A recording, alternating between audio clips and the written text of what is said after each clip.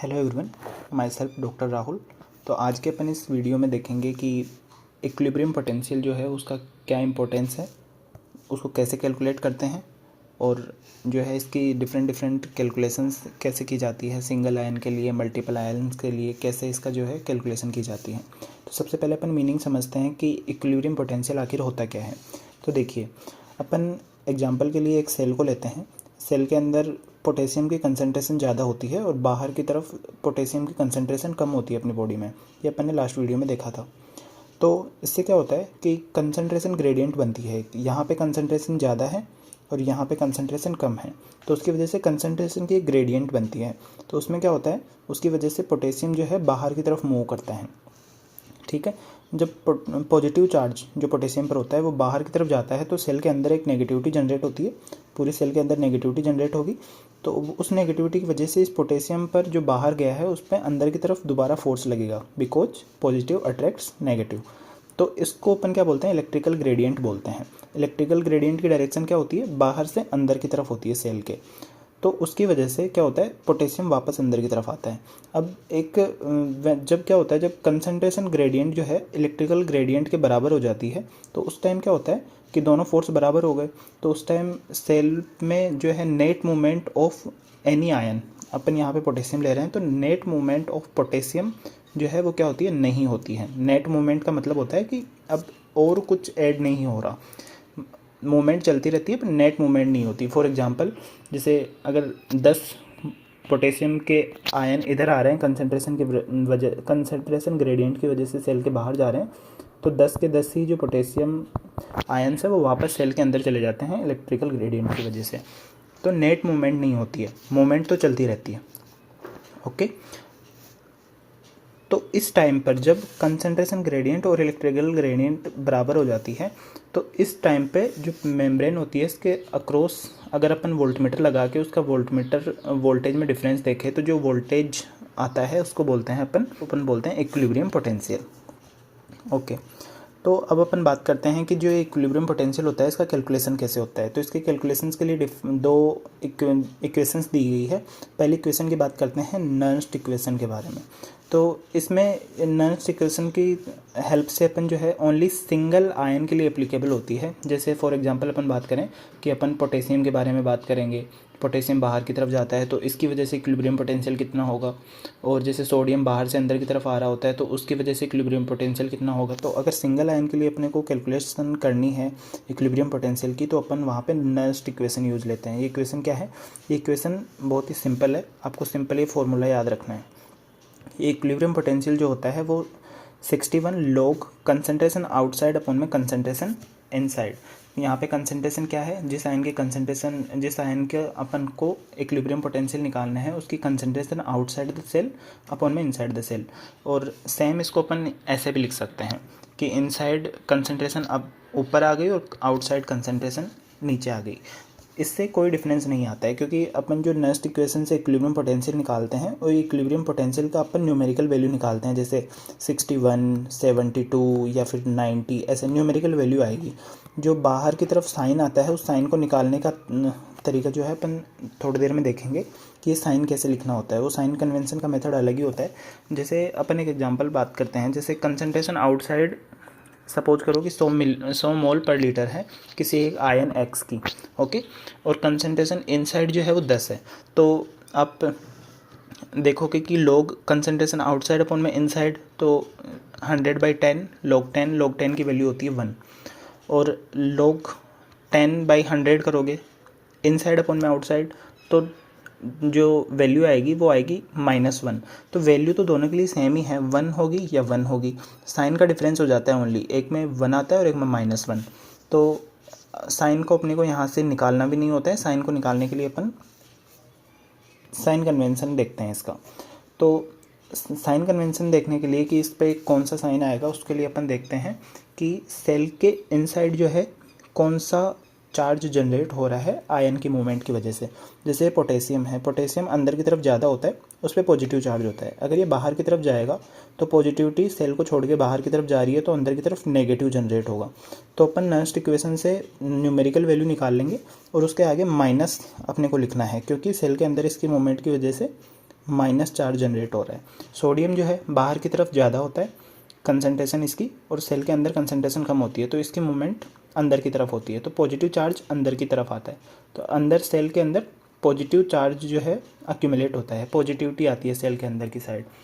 तो उससे क्या होगा कि साइन जो है यहाँ पे क्या आएगा, पॉजिटिव साइन आएगा, और जो वैल्यू आएगी जो यहाँ पे सोडियम के लिए 60 है, वो अपन यहाँ से इस फॉर्मूले से कैलकुलेट करते हैं। ओके, नेक्स्ट अपन जैसे एक और एग्जांपल लेते हैं। जैसे क्लोराइड की बात करें तो क्लोराइड बाहर की तरफ ज़्यादा होता है कंसंट्रेशन, और सेल के अंदर कंसंट्रेशन इसकी कम होती है। तो सेल के अंदर मूवमेंट करता है ये, तो उससे क्या होगा, सेल में अंदर की तरफ इनसाइड द सेल जो है नेगेटिविटी जनरेट होती है, तो साइन माइनस। सेम कैल्शियम के लिए बात करते हैं, कैल्शियम अंदर की तरफ आएगा तो अंदर पॉजिटिविटी होगी, तो अपन साइन पॉजिटिव। ये वैल्यूज आपको है सिंपल याद रखनी है कि क्लोराइड के लिए इक्विलिब्रियम पोटेंशियल -70 होता है, कैल्शियम के लिए जो है +130 होता है, सोडियम के लिए +60 होता है, और पोटेशियम के लिए -90 होता है। जैसे एक एग्जांपल के थ्रू बात करते हैं, अपन कैलकुलेट करके देखेंगे खुद से कि अपने से जो है वैल्यूज निकल रही है या नहीं हो रही। जैसे एक आयन है +X, है ना, इसकी एक्स्ट्रा सेलुलर कंसंट्रेशन जो है 100 मोल पर लीटर है, और इनसाइड द सेल जो कंसंट्रेशन है वो 10 मोल पर लीटर है। तो इसकी मूवमेंट किधर होगी, ज़्यादा कंसंट्रेशन से कम कंसंट्रेशन की तरफ। तो चार्ज इस पर प्लस है, तो बाहर से अंदर आएगा तो सेल के अंदर पॉजिटिविटी आएगी, तो जितनी भी वैल्यू आएगी उसमें प्लस अपने को साइन लगाना है। और वैल्यू निकालने के लिए अपन इक्विलिब्रियम पोटेंशियल का फॉर्मूला होता है 61 log कंसंट्रेशन आउटसाइड अपॉन में कंसंट्रेशन इनसाइड। तो इसका आएगा 61 log 100/10 log 10 की वैल्यू 1 होती है, तो यहाँ पे इसकी वैल्यू आएगी 61 और साइन आएगा +1। तो इस आयन जो X पॉजिटिव है इसके लिए इक्विलिब्रियम पोटेंशियल की वैल्यू आ जाएगी +61। ओके, सेम एग्जांपल ये है, आप इसको ट्राई कर सकते हैं खुद से वीडियो को पॉज करके कि माइनस साइन है, एक्स्ट्रा सेलुलर कंसंट्रेशन 100 है और इंट्रा सेलुलर जो है 10 है, कंसंट्रेशन ग्रेडियंट इधर की तरफ है, तो जो है आयन सेल के अंदर की तरफ मूव होगा, माइनस अंदर आ रहा है तो अंदर नेगेटिविटी जनरेट होगी, तो इक्विलिब्रियम पोटेंशियल में माइनस आएगा, और 61 log कंसंट्रेशन आउटसाइड अपॉन में कंसंट्रेशन इनसाइड। तो सेम वैल्यू आएगी क्योंकि ऊपर जो है वैल्यू अपन ने सेम ही है, तो यहाँ पे आ जाएगा -1 आएगी, माइनस का 61। तो सेम, बट साइन कन्वेंशन जो है वो अलग हो गया। ये आपको याद यहाँ रखना है कि ये चीज़ रखनी है कि इस फॉर्मूले से अपने को कभी भी साइन को नहीं देखना है। साइन हमेशा अपने को आयन की मूवमेंट के हिसाब से देखेंगे, और अंदर की तरफ जो है वो कौन सा चार्ज जनरेट हो रहा है उसके हिसाब से देखेंगे। कभी भी ओनली इस नॉनस्ट इक्वेशन से अपन न्यूमेरिकल वैल्यू निकालते हैं इक्विलिब्रियम पोटेंशियल की। तो पहली इक्वेशन जो थी वो थी अपनी नॉनस्ट इक्वेशन, और सेकंड इक्वेशन के बारे में बात करेंगे अपन जो होती है गोल्डमैन इक्वेशन। जैसे अपनी सेल है, अब उस सेल में ये ऐसा तो है नहीं कि अंदर की तरफ ओनली पोटेशियम ही है और बाहर की तरफ ओनली सोडियम ही है। सारे आयंस की जो है सेम टाइम पर अलग अलग मूवमेंट चलती रहती है। पोटेशियम बाहर जा रहा है, सोडियम अंदर की तरफ आ रहा होता है, क्लोराइड जो है उसकी मूवमेंट अंदर की तरफ हो रही होती है, कैल्शियम की मूवमेंट अंदर की तरफ हो रही होती है। तो इन सब को एक साथ जो है मल्टीपल आयंस के लिए अपने को देखना हो कि सेल का इक्विलिब्रियम पोटेंशियल कितना होगा, तो उसके लिए अपन गोल्डमैन इक्वेशन का यूज लेते हैं। और ये जो है इक्वेशन वो परमिएबिलिटी ऑफ आयंस को भी कंसिडर करती है।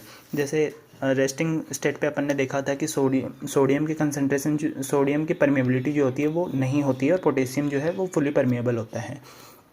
तो उस परमिएबिलिटी को भी अकाउंट में लेके और फिर जो है इक्विलिब्रियम पोटेंशियल निकाला जाता है गोल्डमैन इक्वेशन की हेल्प से। तो इसको आपको न्यूमेरिकल्स जो है इस पे नहीं आते हैं जनरली, पर आप याद रख सकते हैं ऊपर वाली नॉनस्ट इक्वेशन की हेल्प से ही। इसमें भी सेम वही होता है कि जो है 61 log यहाँ पे कंसंट्रेशन ऑफ आयन और परमिएबिलिटी ऑफ आयन को अकाउंट में लिया जाता है, और मल्टीपल जो आयन्स हैं उनके लिए सेम जो है ये फॉर्मूला आप यूज ले सकते हैं। ओके, तो अपन ने देखा कि इक्विलिब्रियम पोटेंशियल क्या होता है, इक्विलिब्रियम पोटेंशियल की डेफिनेशन क्या होती है, कैसे जो है इक्विलिब्रियम पोटेंशियल जनरेट होता है, किस पॉइंट पे जनरेट होता है, और इसको निकालने के लिए दो इक्वेशंस अपन ने देखी, एक तो नॉनस्ट इक्वेशन और एक गोल्डमैन इक्वेशन। नेक्स्ट अपन बात करते हैं अब ड्राइविंग फोर्स कि ड्राइविंग फोर्स क्या होता है। ये एक इम्पॉर्टेंट कंसेप्ट है। लास्ट वीडियो में अपन ने रेस्टिंग मेम्ब्रेन पोटेंशियल देखा था और अभी अपन ने सीखा इक्विलिब्रियम पोटेंशियल। तो जो इन दोनों का डिफरेंस होता है उसको बोलते हैं ड्राइविंग फोर्स। देखिए, driving membrane potential minus equilibrium potential. अब इसका क्या इंपॉर्टेंस है वो अपन देखते हैं। देखिए, जैसे ये अपन एक एक्सॉन लेते हैं, है ना। इसमें अपन सोडियम आयन के लिए ड्राइविंग फोर्स अपने को निकालने के लिए इस एग्जाम्पल में पूछा गया है। तो ड्राइविंग फोर्स निकालने के लिए अपने को ड्राइविंग फोर्स निकालने के लिए दो चीज़ों की ज़रूरत है, एक तो उसके रेस्टिंग मेम्ब्रेन पोटेंशियल की और एक उसके इक्विलिब्रियम पोटेंशियल की। तो अभी अपन ने ऊपर देखा कि resting membrane potential of axon कितना होता है। अपन ने लास्ट वीडियो में देखा था रेस्टिंग मेम्ब्रेन पोटेंशियल एक्सॉन के लिए जो न्यूरॉन का एक पार्ट होता है उसमें होता है -70। Minus equilibrium potential of sodium, अभी अपन ने थोड़ी देर ऊपर पहले देखा था कि जो सोडियम होता है उसकी वजह से इक्विलिब्रियम पोटेंशियल कितना होता है, +60। तो अगर अपन सोडियम के लिए, अगर सोडियम आयन के लिए एक जोन में अगर देखते हैं कि उसका ड्राइविंग फोर्स कितना आता है, तो वो आता है -130 मिलीवोल्ट। तो -130 मिलीवोल्ट है। इसका क्या मतलब है कि जो सोडियम है उसके लिए एक स्ट्रॉन्ग अट्रैक्टिव फोर्स है। क्यों? क्योंकि सोडियम पॉजिटिव आयन है बाहर की तरफ और उसके लिए ड्राइविंग फोर्स जो है -130 है। माइनस का मतलब है कि अंदर सेल के अंदर नेगेटिविटी है और सोडियम जो है अंदर की तरफ मूव करेगा। ठीक है, नेक्स्ट अपन सिग्निफिकेंस देखते हैं कि ड्राइविंग फोर्स का क्या सिग्निफिकेंस होता है। देखिए, ड्राइविंग फोर्स का मतलब, देखिए नाम में ही है ड्राइविंग फोर्स, जो इसको आयन को चलाने के लिए जिम्मेदार है। चलाना इन द सेंस ऑफ कि उसकी मूवमेंट के लिए, कि अंदर की तरफ मूवमेंट होगी या बाहर की तरफ मूवमेंट होगी। तो ड्राइविंग फोर्स ज़्यादा होने का मतलब है कि जब अगर आयन को मूव करने का मौका मिलता है तो वो बहुत ही सडन उसकी मूवमेंट होती है। जैसे एक तो ड्राइविंग फोर्स किसी आयन के लिए हो 10 और एक किसी आयन के लिए ड्राइविंग फोर्स है 100, तो कौन ज़्यादा मूवमेंट करेगा? ये 100 वाला ज़्यादा मूवमेंट करेगा। सिंपल मीनिंग यही है। और इसमें अपन देखते हैं डिफरेंट आयंस के लिए ड्राइविंग फोर्स कैलकुलेशन करते हैं अपन। जैसे ड्राइविंग फोर्स निकालते हैं सोडियम के लिए। ठीक है, आपको ये सेल है, उसका ध्यान रखना है कि सेल का जो है आपको दे रखा है कि जो रेस्टिंग मेम्ब्रेन पोटेंशियल है वो 70 है, -70। ओके, तो driving force resting membrane potential minus equilibrium potential. Sodium के लिए रेस्टिंग मेम्ब्रेन पोटेंशियल जो आपको -70 दे रखा है और इक्विलिब्रियम पोटेंशियल जो है आपको पता होगा, सोडियम का अपन ने ऊपर देखा था कि +60 होता है, तो इसका आ जाएगा -130। पोटेशियम के लिए देखेंगे तो -90 के हिसाब से +20 और क्लोराइड के लिए देखेंगे तो 0। ओके, आप ये डिफरेंट कैलकुलेट कर सकते हैं। पर इसका जो लास्ट में कंक्लूजन निकलता है ड्राइविंग फोर्स का, वो ये सबसे इम्पोर्टेंट टेबल है जो आपको याद रखनी है।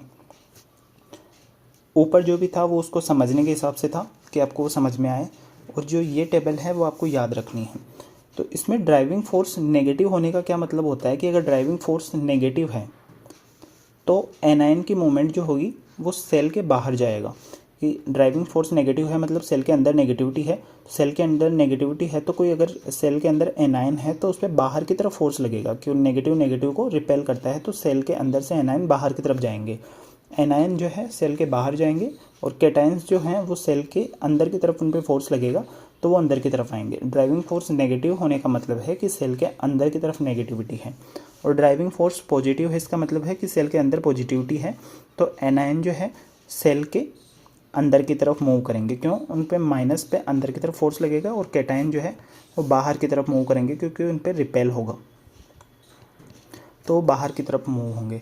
आप इनको यहाँ से जो अपन ने एग्जांपल्स देखे हैं ऊपर की तरफ, जैसे ड्राइविंग फोर्स जो है वो पोटेशियम के लिए कितना होता है, +20 है। इसका मतलब प्लस है, मतलब सेल के अंदर पॉजिटिव है, और अपन जानते हैं कि पोटेशियम जो है सेल के बाहर जाएगा, क्योंकि पॉजिटिव अगर ड्राइविंग फोर्स है तो कैटायन जो है सेल के बाहर मूव होता है।